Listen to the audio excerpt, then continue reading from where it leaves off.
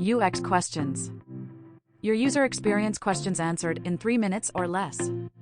Ellis from New York asks, what are user personas? I love that question. Thanks for asking, Ellis. This is UX question number 73, and I'm Ben Judy.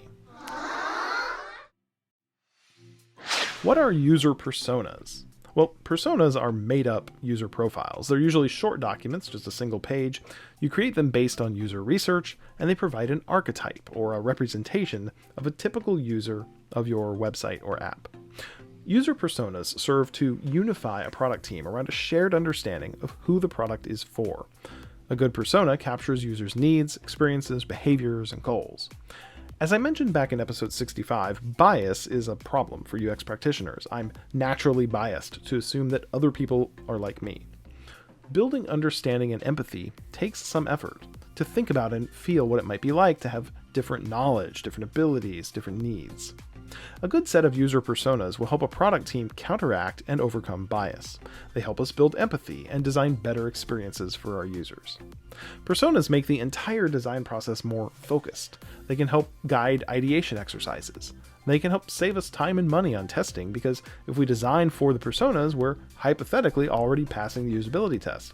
Although, to be clear, you should still do usability testing. So personas are great. They're really helpful, but like any UX artifact or method, they can be problematic. One common problem with personas is that the information included in the user profile is not validated by user research. What can happen is people learn the format of personas. They know what one looks like as a document, so they create them, but instead of doing the hard work of conducting unbiased research and synthesizing the findings, they instead start design work based on a user persona full of assumptions or wishes. Personas aren't meant to paint a picture of the ideal user or the user that lives only in your head. They're meant to be a distillation of important facts and insights that are true about real people.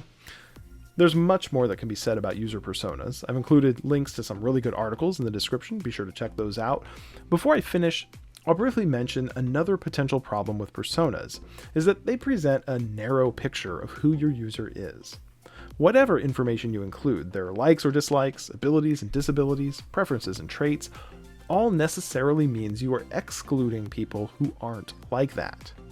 There is a more inclusive alternative to traditional user personas called persona spectrums. I'll examine that method in the next episode. Keep asking your questions about UX. Next time, I'll answer the question, what are user persona spectrums?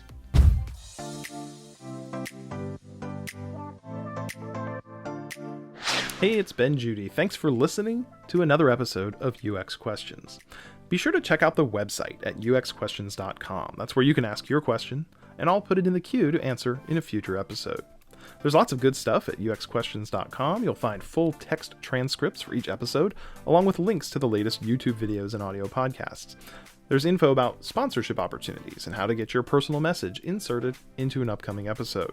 There's a news page where I keep you updated on exciting developments in the works for the UX Questions community and upcoming episodes. If you found me on YouTube or Instagram or in your podcast player, but you haven't yet been to the website, visit uxquestions.com and keep asking your questions about UX.